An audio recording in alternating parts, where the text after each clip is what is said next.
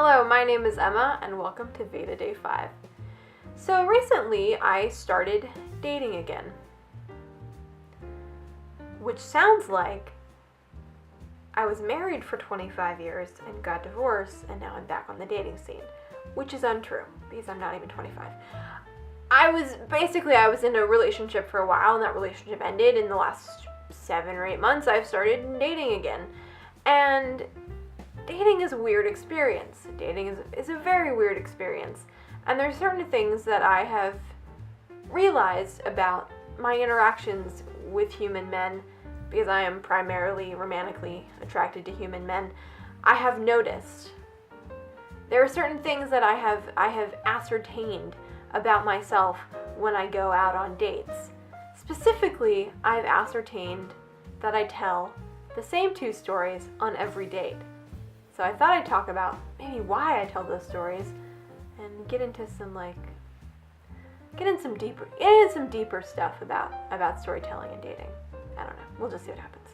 So, basically, the 2 stories that I always tend to tell on dates are very different from each other. So the first story I always tell on dates, weirdly, is a story about when I was 16 years old and I had just been to this sort of movie night with all of my girlfriends, and I wasn't driving because I don't drive, something I tend to try to tell on first dates. And I was in the back seat in a small car with about 4 or 5 other teenage girls, and we were driving down the road. It was a little gusty outside. It was nighttime. It was windy. They had the music blaring. My friend was driving a little fast. And instead of going like, hey, can we just not drive so fast? I proceeded to tell them this. I told them, true story, I told them that I had read an article, which I had, a couple days before from a science magazine, about how having loud music blaring makes you drive faster, or there's some sort of correlation. And I told this to them in the most annoying way you can, just sort of hey guys, you should know that if your music is loud, you're gonna drive faster. And so sort of the underlying message was slow down.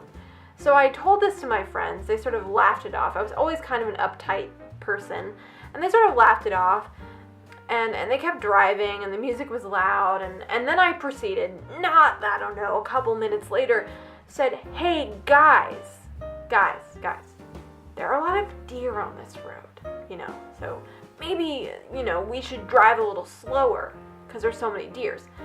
And I tried to frame it in a different way, because I wanted my friends to sort of get the message that I was uncomfortable, but I didn't want to be super aggressive about it and be please slow down. So again, I added the deer thing, which was also true.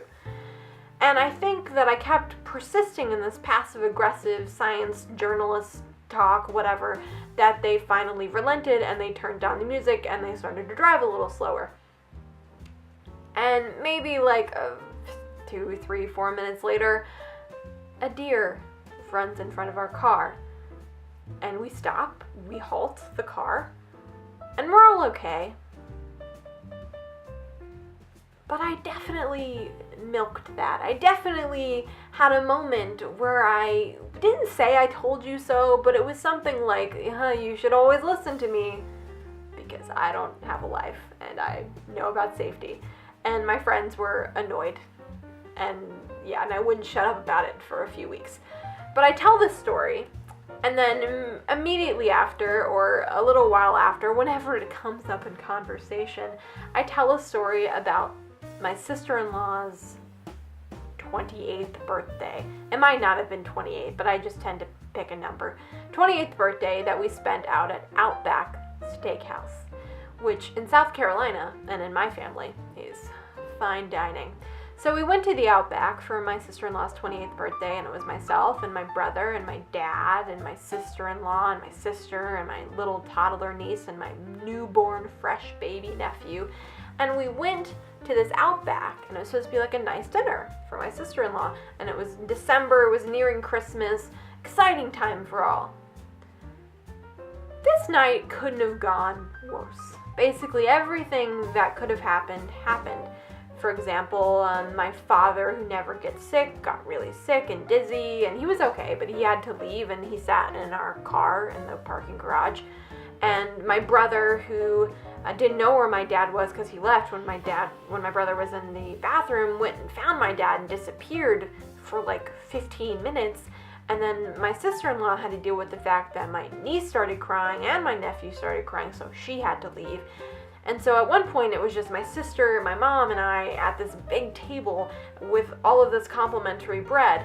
And then the waiter comes up and I was like, oh, I'll try to wrangle everyone and to find everyone for you. And we're like, please don't do that. And then he disappears.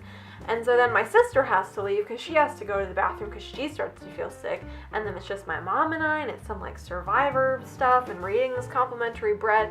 My sister comes back. At this point in the evening, it's kind of funny. You know, we've been there like a long time, like an hour and 45 minutes, which is, without ever eating, the longest you should ever be in an Outback steakhouse. And I'm just sitting there, and it's just becoming increasingly more funny and absurd. And then the kicker was a fly just buzzed into my sister's drink and died. It was her water, just died. And I watched it move and die. And I just started laughing, like hysterically, can't stop yourself, laughing, crying my eyes out, laughing. And my mother was laughing, and I was laughing, we were laughing, and my sister was really pissed off because it was a gross thing to happen, a fly flying into your drink and dying. It's kind of gross. And so she leaves, and I'm just crying, laughing, and then our waiter finally shows up and says, hey, do you guys want to order? Because I don't know where the rest of your party is. And we're like, oh, we'll just take it. We'll just get it to go. And that's how the evening ended. We went home and ate our Outback at our home back. So I tell these two stories in sort of close proximity to each other. And I was thinking about this recently because I went on a date, and I realized sort of the reason why I tell these stories, the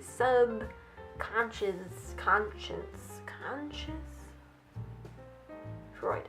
The underlying reason why I tell this story. And that is to prove with the car story that I'm sort of an uptight weirdo who takes safety very seriously and should not be messed with when it comes to, you know, safe driving and proper rule following. And I tell the other story to prove that I'm fun and that absurdity is sort of funny to me and I can roll with the punches. And those things are very different from each other. They're kind of complete opposites, but they exist inside of me because I'm a complicated human woman. And I tell that to prove and show that I'm a complicated human woman. But while I was thinking about sort of the reason why I tell these two stories, I thought about all the other stories that I tell that I haven't thought about the reasons why I tell them. I haven't thought about what I'm trying to tell or show about myself when I tell those stories, what I'm trying to display about my personality and my experiences and my family, etc., etc.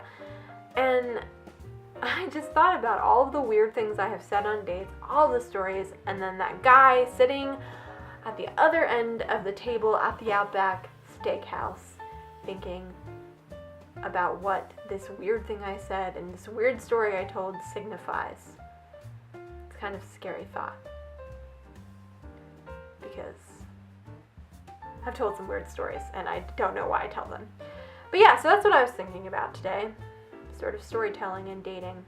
I'd love to know about your experiences with storytelling. If you have a story that you tell, and what you think that by telling that story all the time, you're trying to display about yourself. Anyway, I hope you have a wonderful day. I will see you tomorrow. Bye.